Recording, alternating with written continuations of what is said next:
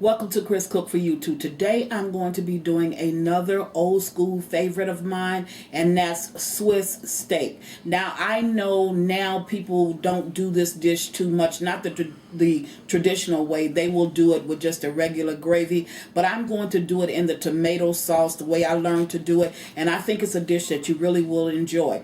Also, this dish is normally made with round steak, but I couldn't find any round steak in the store, so I am using cube steak. Now, the two meats that they use in order to prepare this dish is either cube steak or round steak. Round steak has a higher preference than the cube steak, but if you can't find it, then the cube steak will work out just as well, and the cube steak will be a little bit cheaper in price. So let's get started. Here I have 2 packages of cube steak, and this is, with the cube steak, you're just going to get more of a hamburgery type taste than a steak type taste, but it'll still work out to be a fantastic meal. Now, the ingredients that we're going to need in order to prepare this dish is going to be green peppers. This is the bell pepper, onions, paprika, oregano, seasonal, salt, onion powder, garlic powder,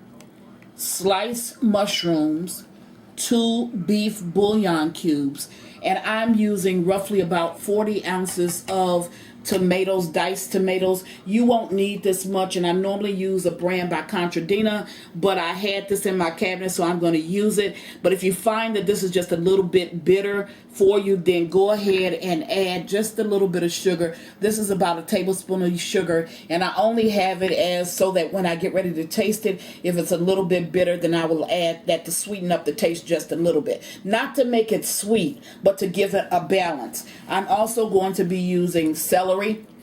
I'm going to cut this up, and this is one of the main vegetables that you use when you're making your Swiss steak. So we have celery, and I have cornstarch. I will be adding a little bit of that just to make my tomato gravy just a little bit thicker. So what I'm going to do now is I'm going to go away, wash my steak, cut up all of my vegetables. I'll come back so that I can season the meat before you, and then we'll go to the stove. And this is one of the dishes where it's a great idea if you have some used cooking grease or used cooking oil and you save it like I do. This would be the perfect time to use that used cooking grease that you have, like if you have it left over from frying the chicken or something. So we're going to go away. I'm going to get this all set up, and then I'll meet you at the sink. Back, so we're going to go ahead and season the cube steak. Now, for the sake of time, I went ahead and I added all of my seasonings together, and I did go ahead and wash the cube steak. Now, what I didn't tell you is pepper, is because I wasn't sure if I wanted to do pepper or if I wanted to do just a hint of cayenne pepper. But I'll just go ahead and do the pepper, and we're not fond lovers of just regular pepper, so I'm only going to do one side of mine, and you feel free to do 2 if you want. So I've combined the oregano, the paprika, seasonal, garlic powder, and onion powder, and the salt, and I'm just going to go ahead and sprinkle it all on my cube steak. Now, I do have a little bit more paprika in here than I do any other of the seasonings, okay? And paprika, just for cube steak, I mean, for me, it just adds a really, really good flavor. So I'm going to turn this over, and I'm going to season the other side of my cube steak.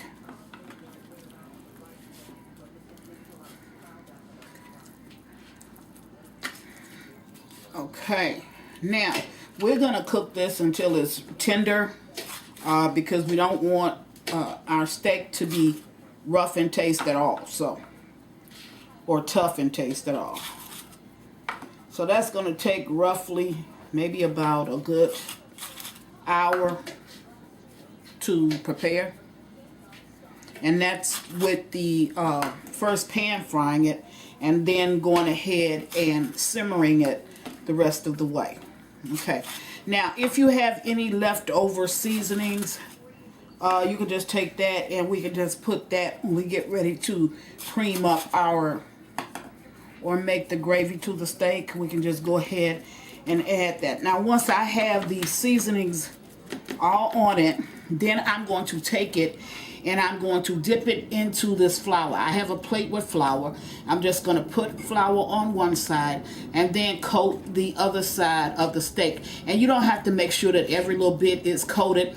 It's just enough to help to add to the gravying process. Now, I have decided that instead of me using, because I did show you that I was going to use the cornstarch, but instead of me using the cornstarch, I think I'm going to go ahead and use this flour, the leftover flour, because it doesn't matter if you use cornstarch or you use leftover flour.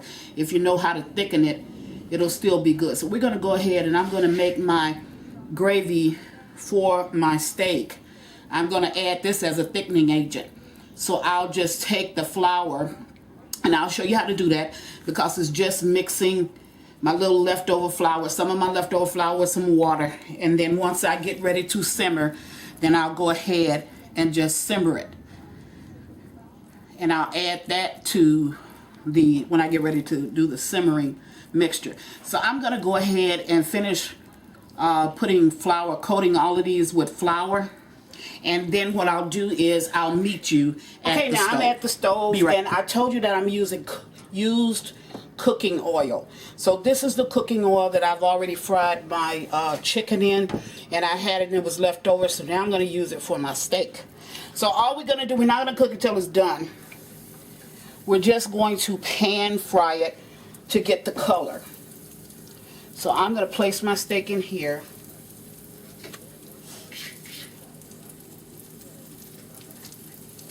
And as you can see, I just got, you know, it's not totally drenched in the flour, but it is enough just to coat.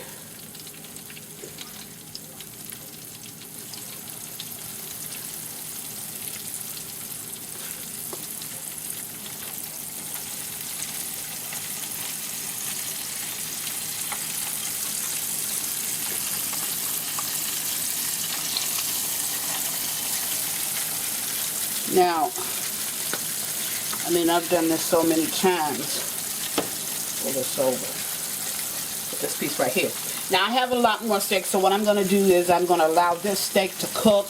And once it cooks up and browns, then I'm going to come back and show you when I get ready to flip it. And then I'll go away and I'll just finish cooking all of the steak so we can move to the next part of this process. So I'll be right back. I'm going to start to flip this steak over. And as I told you, I was just letting it fry up just so I can get, there you go, just so I can get a little bit of a brown on it. And I'm trying not to flip it over and pop grease.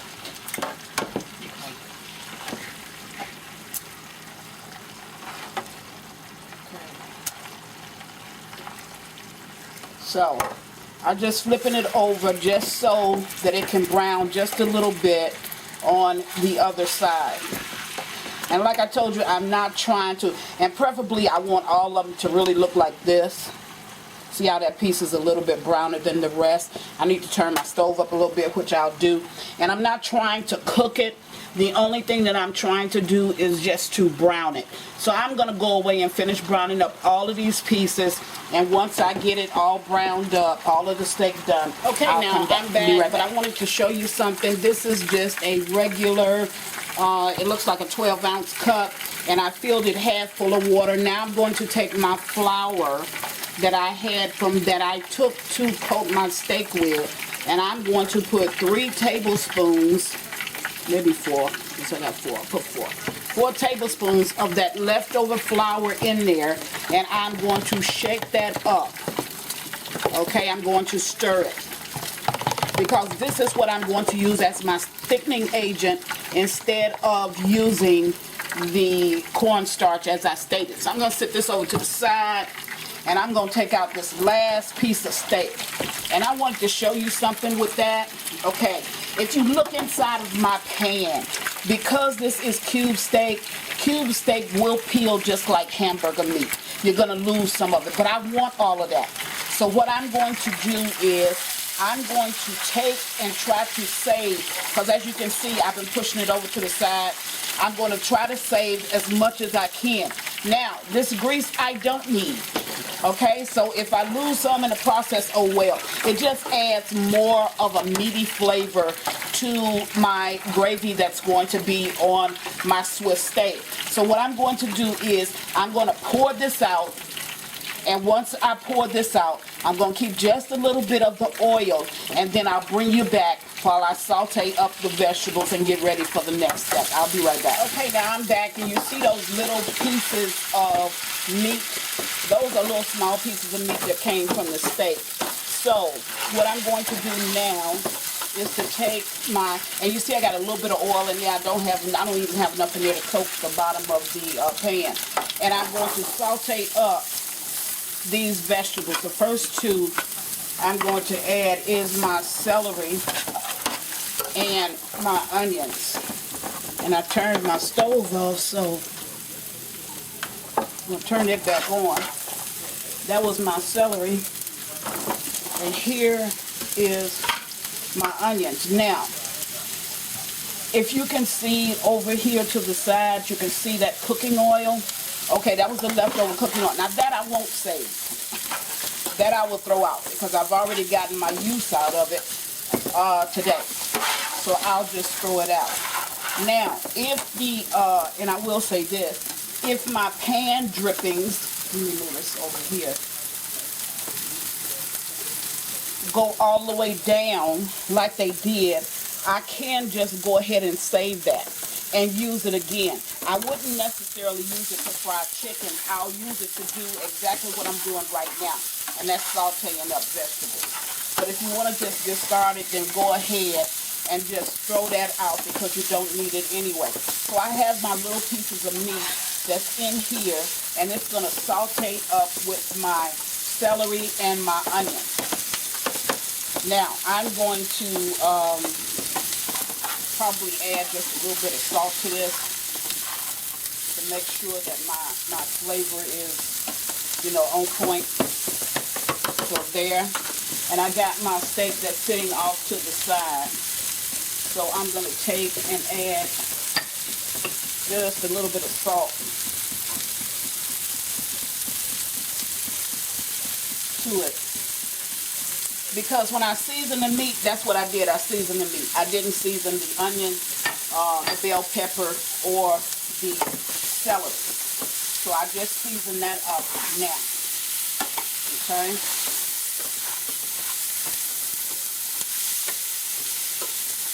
Now I'm going to let this saute up for a few minutes. I want it to get a little bit limp. And then I'm going to add these green peppers, and I'm going to come back and show you when I put in the steak. Okay, I've sauteed these up for a while, and I had to cut on my vent.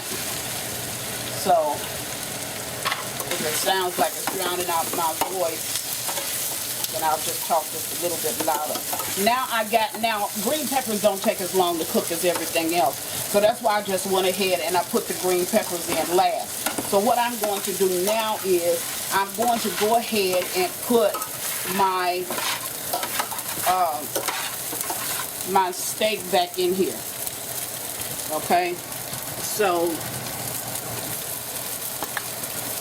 let's go ahead and put this back in. And this is not done. Okay? It's just like I said, it's just brown just a little bit. Now I'm going to take some of these onions and the bell peppers, and I'm going to put them over the steak. And then I'm going to put the rest down. Now you can just go ahead and take yours out and put it in a bowl, but I mean, I know how to flip it backwards and forth, so I ain't really too worried about it. I'm just go ahead and do it with everything over in the pan. Okay. Now, once I get all of my steak back in, cover all of it. And that looks good already. I could just go ahead and cut it off and go to eating. Okay. Now, I'm going to get all of my seasonings back over in here. Now I'm going to serve this too, and of course I'll show you a plate. I'm going to have some Brussels sprouts and some rice with this. So I'm going to cook that up.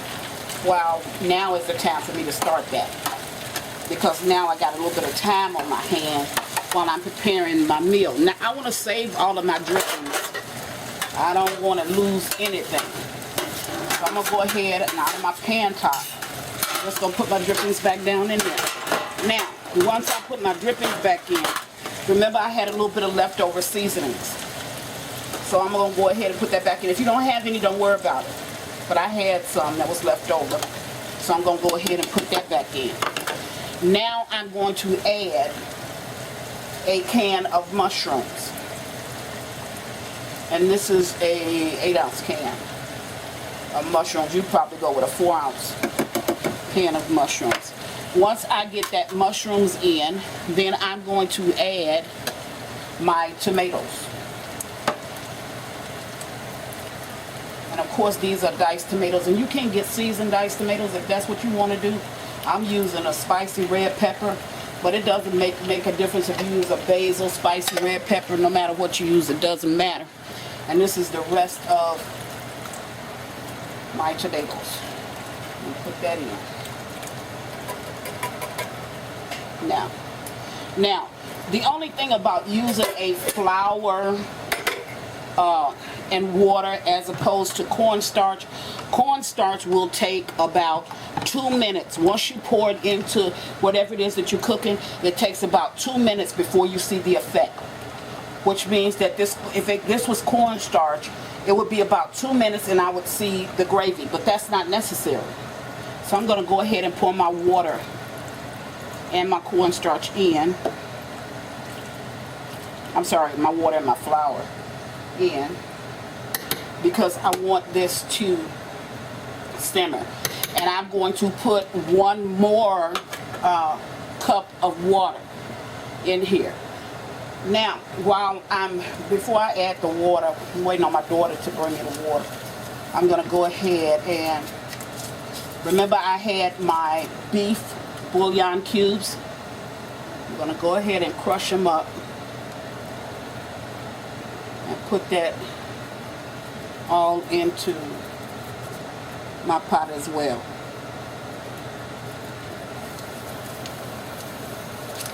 And I have 2. So I'm going to do them both. Now I'm going to allow this meat to cook until it's tender. And roughly we're talking about 45 minutes to an hour. Okay. Now I'm going to add this water. And that's like 1 cup of water.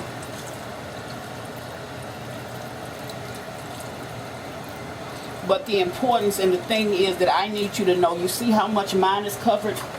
That's how much yours should cover. I didn't run it all the way up to the top.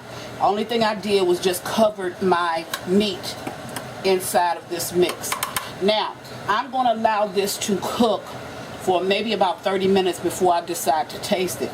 If I taste it and my tomatoes are not what I think they should be, then I'm going to add this little bit of sugar. And I'll tell you that. But if the tomatoes are okay, because I like my tomatoes to be spicy and not bland, and I had gotten these particular tomatoes that I used today, I had gotten them for a cabbage soup. But instead I'm using it in one of my dishes. And I don't know, you know, from not having used that in dishes before, I don't know what I'm going to get. But what I'm going to do is I'm going to add just a little bit of sugar in order to balance it out if it's needed. I will taste it and I will tell you that before I do it. Okay, you've seen everything that you're supposed to do as far as cooking the Swiss steak is concerned. So now I'm going to cover this up and I'm going to allow this to cook for a good 45 minutes. And I'm cooking on top of the stove, and I'm going to cook it on like a 4 on my stove. So I don't know what that would be on your stove, but that's roughly just like a medium. Let's see if I can ever get this top up. There it goes. Okay, that's roughly about a medium. So I'll be right back.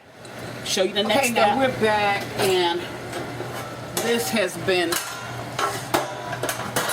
hot as usual. Cooking for a minute. Well, really it's been like 30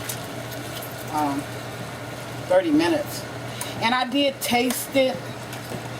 and it doesn't taste bland, but it tastes a little salty. So I'm gonna put just a little bit of the sugar that I had over in there just to bring it up and balance it a little bit. And I kind of felt like the tomatoes would be that way because my tomatoes of choice is always Contadina. Okay, now this is almost ready. I'm gonna give it about another 20 minutes and then I'll bring it back. Okay, we're back and the steak is ready, so I'm gonna go ahead and dish up a plate of this. Okay, so with it I'm having some Brussels sprouts, and I just microwaved them because we had some Brussels sprouts that was left over from yesterday. I just added a bag, you know, to this,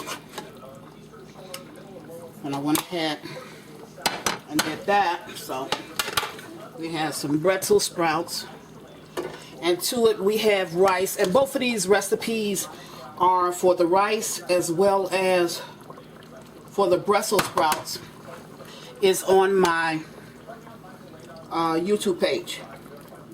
So for the perfect rice, you can get that off the YouTube page, and the Brussels sprouts as well. And now we're going to put the steak on here. And the steak came out real good.